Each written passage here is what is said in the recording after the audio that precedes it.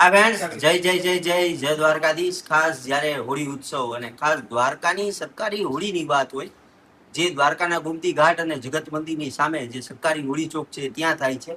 ખાસ એમનું મુહૂર્ત જે કાઢી દેવામાં આવ્યું છે। આપણી સાથે દ્વારકાના જાણીતા અને પ્રાચીન જ્યોતિષાચાર્ય શિવભાઈ પંડ્યા છે। શિવભાઈ, ખાસ કરીને જે સરકારી હોળી દ્વારકાની ગોમતી ઘાટ અને મંદિરની સામે શું કહેશો? જય જય જય દ્વારકાધીશ। હવે પરંપરાગત રીતે આ હોળી જે છે મંદિર 56 પગથિયાની સામેના ભાગની, એ હોળી સરકારી હોળી કહેવાય છે। એની પાછળ પણ ઇતિહાસ છે। બરોડા સ્ટેટના વખતમાં બરોડા સ્ટેટના અધિકારીઓ છે એ હોળી પ્રગટાવવા માટે ખાસ આવતા, અને એ હોળી પ્રગટે ત્યાર પછી ઘરે ઘરે જે હોલિકા પૂજન કરવા માટેની નાની નાની હોળી હોય છે એ બનાવી શકાય। પણ એ સૌથી પ્રથમ આ સરકારી હોળી છે ત્યાંથી અગ્નિ લઈ જઈ અને બધી જગ્યાએ જ્યાં જ્યાં બીજા ગામમાં પણ બીજી જગ્યાએ હોળી થતી હોય ત્યાં આ અગ્નિથી હોળી પ્રગટાવવામાં આવે છે।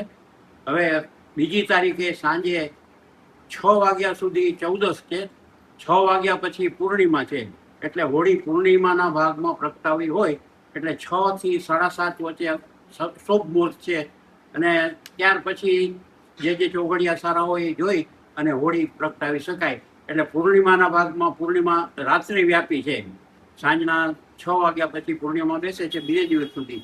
એટલે ખરેખર જે હોલિકા દહનનો કાર્યક્રમ છે એ બધા પંચાંગોમાં આપેલ છે। એ રીતે સાંજના 6 વાગ્યા પછી ગમે ત્યારે પ્રગટાવી શકાય।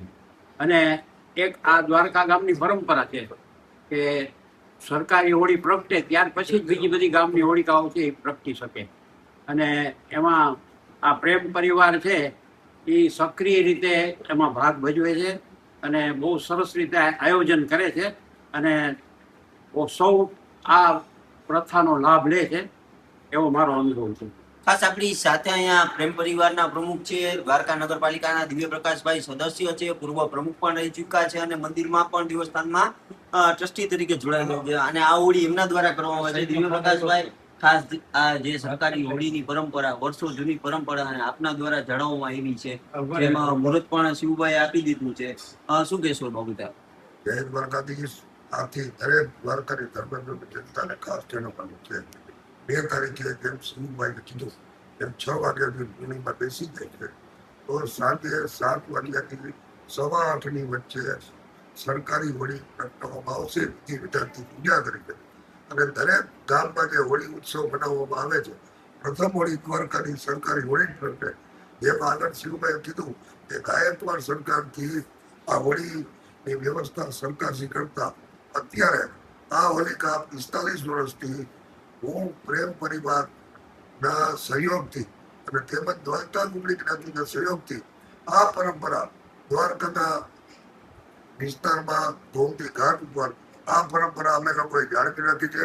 તો દ્વારકાની દરેક ધર્મપ્રેમી જનતાને હોલિકાની પ્રદક્ષિણા ફરવા અને દેવતા લેવા 7 વાગ્યાથી 8:15ની વચ્ચે પધારવા ભાવભર્યું આમંત્રણ છે। અને બીજું ખાસ કે જે આ હોળી છે જે 4 દરવાજા હતા ગામમાં, જૂનું પાદર કહેવાતું દ્વારકાનું, અને હોળી હંમેશા ગામના પાદરમાં જ થાય। હજી તમે ગમે ત્યાં ગામડે જાશો તો જે ગામ હશે જે જૂના ગામ એના પાદરમાં જ હોળી હોય, અને હોળી પાદરમાં જ આ ગામનો પાદર હતો।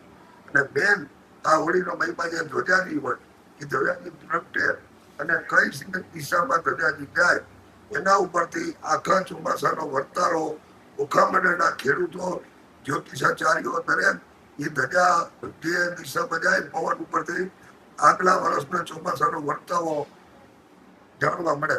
તો સૌ લોકોને ભાવભર્યું નિમંત્રણ 7:30 થી 8:30 સુધી સૌને જય દ્વારકાધીશ। દ્વારકા ટુડે દી ઓમ દોવાણી, સૌને મારા જય દ્વારકાધીશ, જય ઠાકર।